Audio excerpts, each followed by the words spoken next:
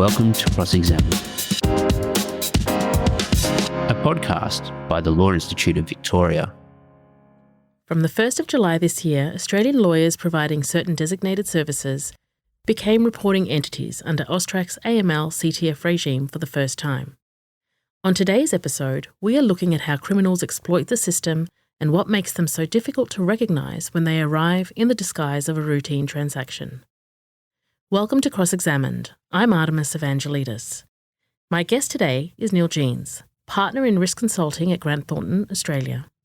Neil has spent almost 30 years in financial crime risk management across law enforcement, regulation, and senior compliance roles in global banks. Neil was also AUSTRAC's expert witness in its proceedings against the Commonwealth Bank and Westpac, the two largest AML enforcement actions in Australian history.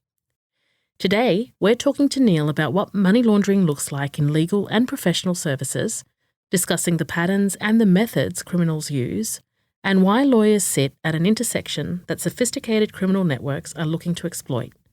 Welcome to Cross-Examined, Neil. Thanks, Arvin. Great to be here with you.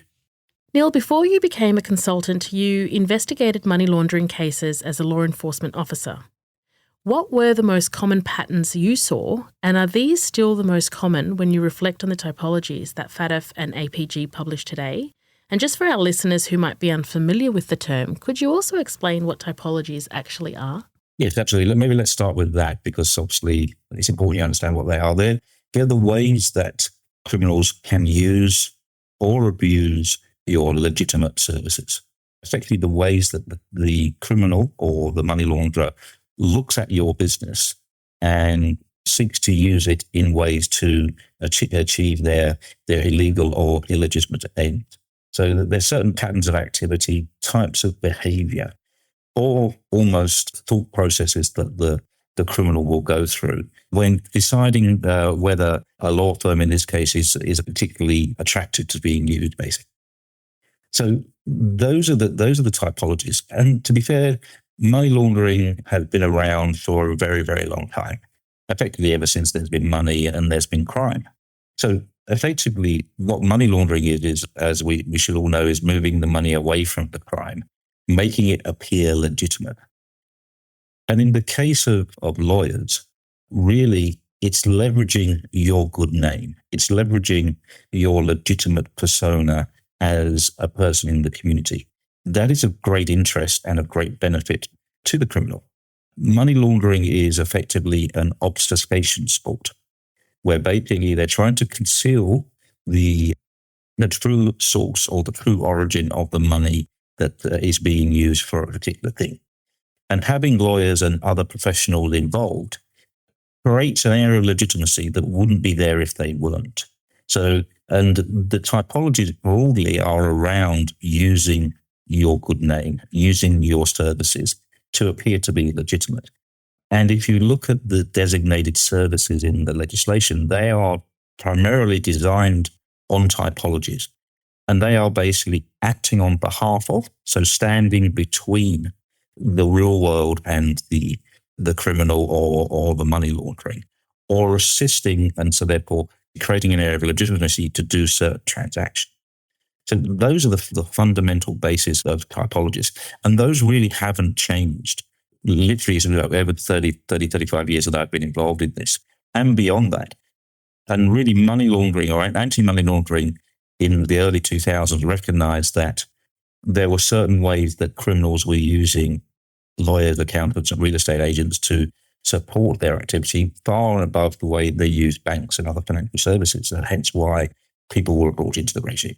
Neil, the regulators singled out certain types of transactions as being particularly attractive for laundering funds. What are some of the characteristics that make these services more susceptible than others? That's a great question, Art. So again, if you read the designated services, there are things like assisting in a transaction. That is effectively, you use it, the lawyer, as effectively a shield to say, well, I'm using a lawyer, so therefore I must be legitimate. The lawyer gives me an air of legitimacy. So that's a significant number of the designated services. There is another designated service which is about the handling of money and moving money through your trust account. Again, you're creating a cutout for the criminals to be able to move money into your bank account and out. So The person sending the money thinks it's going to a lawyer and assumes it's a legitimate purpose. The person receiving the money realizes it's from a law firm, so therefore has a higher degree of confidence that the money is legitimate. But they're really using those services for you. The third type of designated service is effectively where you're providing nominee directors, nominee shareholders, et cetera, so, or your actual registered address to your customers. And again, that creates something that the criminal or the money launderer can hide behind. So it's not them representing themselves, it's actually you represented them to the outside world, which makes it really difficult to know who is really behind the transaction. And that can get really sophisticated. So a case I dealt with as a money laundering officer, there were criminals that were actually using the head of the Liberian mission to the United Nations. So somebody with a diplomatic passport as their beneficiary owner and director of the companies they set up to commit securities fraud. And again, so effectively, if you were doing an investigation or looking at this from the outside world, you had a high-ranking diplomat who was the owner of these companies, when actually behind them were criminal stockbrokers that were basically committing securities fraud on a massive scale. Neil, you were AUSTRAC's expert witness in both the CBA proceedings and the Westpac proceedings, the two largest enforcement actions in Australian history. Without going into anything that's not on the public record, of course, and any compliance issues that may have occurred, what do those cases show us about how criminals operate and identify laundering opportunities? Well, again, they are looking for weaknesses in the system. That's what criminals do. You may have heard many times about the risk-based approach. Criminals have their own risk-based approach. So they're looking for things that are different and will help them get through the system. So let's take CBA as an example, and then this is publicly on the record. CBA established a new type of ATM called an IDM, an intelligent deposit machine. They were no different from the other bank who also at the same time put in place intelligent deposit machines. The difference between an ATM and an IDM is basically the ATM you get money out of. The IDM you can put money in and take money out of. And again, the other three banks had a very different approach at that time to CBA, where they limited the transaction to one transaction a day. They limited it to $5,000, and it took 24 hours for the money to clear that you put into the IDM. CBA, for legitimate business reasons, because they wanted to make it easier for their customers, had unlimited transactions. Each transaction could be up to $20,000, and the money was immediately cleared into the bank account. So if you think about that, if I'm a money launderer, which am I going to use? I'm going to use the one where I can only do one transaction, it's only $5,000, and it takes 24 hours for me to be able to then move the money to the next stage. Or do I target somebody that is basically allowing me to do as many as I like, $20,000 a time, and I get the money immediately?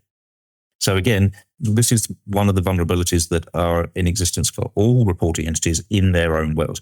If you have a weak control or you're doing different things differently to your peers, you could be exploited by the criminal, because effectively that may create a loophole or an additional benefit that they're not going to be receiving from somebody else. So if you don't ask the right questions, or you don't record the right information, or you're more willing to take the client on and start to do work without identifying the customer, then you undoubtedly are going to be more attractive to the criminal. And I can tell you, criminals talk, the word will get around that that's the law firm to go to. Neil, we've spoken of the vulnerabilities that criminals will exploit. Can you take us through what an initial engagement may look like? Well, they're going to look like your own existing customers. It's a truth to say that it's really hard to detect criminals using your services. They're not going to invariably disclose to you that they're criminals. It's usually after the fact that you realize that they are criminals. In the case I dealt with the securities fraud, we on each part of the case had a KPI of arresting at least 4 lawyers. That wasn't charging them, but arresting them because they were being used. And they were all being used unwittingly. They didn't really know who they were being used by. So they will be able to provide you with the right levels of information, the right levels of identity documentation. Really, the way that they will be detected is when things start to be implausible. So as professional, lawyers know how people react in particular matters or what they're trying to achieve by engaging for particular services. It's really only through that engagement will you really be able to detect when things are unusual. And that's really what the legislation is driving at, is that saying, the vast majority of your clients are going to be completely legitimate, but there will be people that do things that you go, well, that doesn't make sense. And when that happens, that's when you have to start to do more investigation and start to really understand and rationalize their behavior. It's an important thing also to think about. Then this is quite important from a mindset perspective. This legislation is not trying to turn you into Sherlock Holmes or Miss Marple or whatever crime fighter that takes your fancy. It's asking you to do things in a reasonable way and be alert to things. But being alert to things is quite important that you approach it in a particular way. So there are two ways you can approach it. You can identify something that's unusual, and your sole purpose is to confirm that it's unusual. Or the other alternative is you identify something that's unusual, and your purpose is to try to rationalize that and say, well, does it make sense? People have particular perspectives and do things in particular ways, and it may well be that it's unusual but completely legitimate. And if you approach it in the second way, i.e. it's unusual and I need to try and rationalize it to see whether it is normal and I just don't understand why it's normal, you will have a far better outcome with your clients because you're trying to understand and get them to explain why they're using your services in a particular way without any prejudged bias about whether they are a criminal. And it's only really when you get to the end of that process or you've exhausted all your inquiries and you cannot find a legitimate or an appropriate rationale that really you're starting to form a suspicion. So you can see how if you approach it in that second way, which is I'm trying to confirm this is legitimate rather than I'm trying to confirm this is illegitimate, you'll have a far better outcome from your engagement with the client and you'll actually really be doing what the law requires you to do. Just continuing on from that, Neil, what would you say are some of the most visible red flags that come up in the moment that practitioners may miss? Both the CBA and the Westpac cases, the behavior was normalized simply because it just became accepted. So the challenge you're dealing with a client and suddenly the instructions change. You may be busy with other files or other matters and you don't realize or have time to think about what's the consequence of those instructions changing or the money coming from a different location or going out to a different location or the name of the purchaser changing of the property in the conveyancing transaction changing last minute and going into a complicated structure. So it's also being alive to those changes in details and rationalizing them and understanding them from what you expected to happen in that transaction. So it's really hard to say that's definitely unusual or that's definitely suspicious. It's really a thing to look at the entire context of the matter, the transactions and the financial transactions in relation to that matter, the people that are involved in that matter, including not only your client, but also other parties that are involved as well, to really understand, does this make sense or is there something that doesn't quite right? And usually these things are done with hindsight. And you go, yes, I should have picked that up. But this legislation is now calling for you to be alive to those things as you're dealing with your clients. It shouldn't be the first thing in your mind, but it certainly shouldn't be the last thing in your mind. It's something that you should just hold in the back of your mind as you're dealing with your clients. And again, can't emphasize enough, the vast majority of your clients are going to be completely legitimate people that are not trying to use your services for money laundering, even if they ask for strange things or do things in a strange way. But again, it's for you to be on notice that your services could be used for money laundering. Neil, we're going to change track a little bit. We've just passed the 1st of July, 2026, where lawyers are now reporting entities for the first time. In your experience, what is the most misunderstood aspect of the tension between protecting the client relationship and lawyers' new reporting obligations? I think the most misunderstood thing is the tipping off regime. So again, tipping off is an important part of the AML-CTF regime. And in some quarters, that is being translated or identified as I can't talk to my client anymore because the sooner I speak to them, I could be tipping them off. And again, as I've suggested, it's all about making legitimate and reasonable inquiry about how you would structure your conversations with the client. And it's also important to realize that your conversation will be based on the business arrangement you've had or are currently having. So it's highly unlikely that you will be tipping off. You're not likely to say to your client, look, I think you're a criminal, so I'm going to have to report you to the authorities. That would be very bad, and I wouldn't suggest you do that because it would undermine the client relationship not significantly. So I think that's one of the misnomers. The other one is that if I do a report on my client, they're going to get to know about it. And that's going to put myself and my business and my family in jeopardy because they may be a criminal and I could be in physical danger. It's my experience that doesn't happen. So to reassure everybody, your suspicious matter reports are protected by law. They cannot be used in a court of law. If somebody wants the information contained in a suspicious matter report, they have to subpoena you and they will collect it that way. So legitimately, as an officer of the court, you will be responding to a lawful subpoena. You can't resist that, and no client will consider that to be a breach of their trust. In addition to that, in my experience, and I've dealt with criminals both domestically and internationally, if they're facing that level of prosecution or that level of scrutiny, the last thing on their mind is to say, okay, who told them about it? They're more focused on making sure they don't go to prison or get prosecuted. So it's unlikely that most of them will turn to the mind and go, oh, it was my lawyer that tipped them off. That doesn't happen, basically. So what I'm trying to do is take the fear out of this regime. You are required to report things because you will be providing valuable intelligence, but it is only intelligence. If law enforcement need it as evidence, they will find other ways to collect that from you in a way that protects you from any adverse scrutiny. For a lawyer who wants to delve a little bit deeper beyond compliance and understand the patterns used by criminal networks, where is a good place to start? It's a great question. So there's a lot of both domestic and international information. My first protocol would be the starter kits that were published by AUSTRAC in January this year.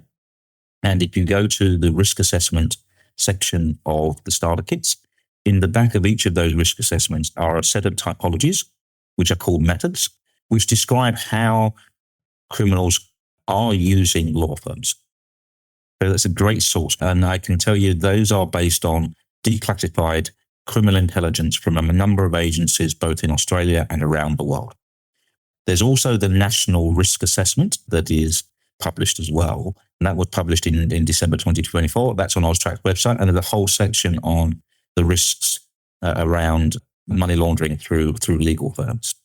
Also in the starter kits, there's a set of indicators. So straight after the methods, in the back of the risk assessment in the starter kit, there's a section called indicators. And those are things to look out for. Those are things that we know criminals exhibit when they're using lawyers. So again, great information and great intelligence for you to be able to look. But also, just keep an eye on what's going on in the world general. We'll see, and there's cases already where lawyers have been misused. The vast majority of lawyers aren't set up to support criminals. They are being misused. Their legitimate services are being used. But there's good case studies and press reports about how lawyers have been misused in the past, whether that's through conveyancing transactions or buying and selling businesses or the use of their trust account. So there's a lot of information out there. And again, just absorb the information that's out there. But then really think about it from your own business and the relative and practicality of your own business. Because there are some big salacious cases, but if you're a small law firm in a country town, is that really likely to be something that you're going to get caught up in? If you could leave our listeners with one tip or one piece of wisdom, what would that be? That's a great question, Art. Look, having been doing this for 30 years, it's really about knowing your clients, knowing your business, but then applying your professional judgment and your professional knowledge. I'm not a lawyer. I've got a good idea how law firms work, but I'm not trained to the level that you are. You are in a great position to be able to identify what's unusual. If you are identifying unusual, try to rationalize it. So really what that boils down to is continue to be curious. Continue to ask why. 9 times out of 10, you're going to get a reasonable answer and you'll be able to justify the situation. But it's that one time in 100 or one time in 10 that actually you might provide a nugget of information to law enforcement that could break a case open. And that's really what your role is, basically. So my one piece of advice is, within the bounds of the law, within the bounds of the legislation, be curious. What stays with me most from this conversation is that this is not about suspecting every client or second-guessing every transaction. It is about understanding a set of patterns, being aware of the risks and knowing when to ask the right questions. We have covered so much ground here today, Neil. Thank you so much for joining us and for your insights. Thank you for the opportunity to speak to everybody. Thank you. And thank you for listening to Cross Examined. The show notes for today's episode include links to resources from the Law Institute of Victoria, Neil's work at Grant Thornton, APG typologies reports, and AUSTRAC's AML CTF guides for Tranche 2 designated services. If today's episode gave you food for thought, please share it with your colleagues and subscribe so you can catch all the episodes in our AML CTF miniseries. And until next time, thanks for listening.